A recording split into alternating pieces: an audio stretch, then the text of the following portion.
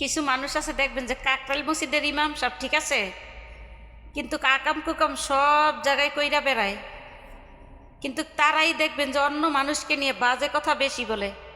ঠিক আছে, যে দিয়ে দেখবেন যে ইমাম সব দেখায়, অথচ তোলে তোলে অগ পরিবারেরা যায়া দেখেন গা নিচতলা বিক্রি করে খায়।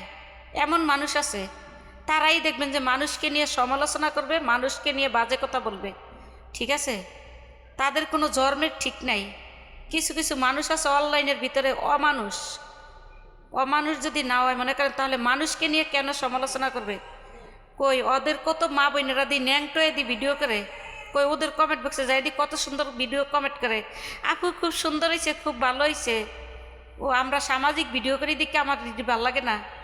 আমাদেরকে নিয়ে বাজে কথা বলো আইসা, আমাদের কমেন্ট বক্সে আইসা বাজে কথা বলো। এই যে কাকরাল মসজিদের ইমাম সাহেব যারা, তাদেরকে বলছি যদি আমার ভিডিও ভালো লাগে দেখবা, আর যদি ভালো না লাগে তাহলে দেখবা না, কিন্তু কমেন্ট বক্সে আইসা কোনো বাজে কথা বলবা না, করে দিলাম। তোমরা ইমাম সাহেব তোমরা ঘরে থাকবা, ঠিক আছে? তোমরা ফেসবুকে কেন আইছো? আমরা তো খারাপ, তার জন্য ফেসবুকে আইছি।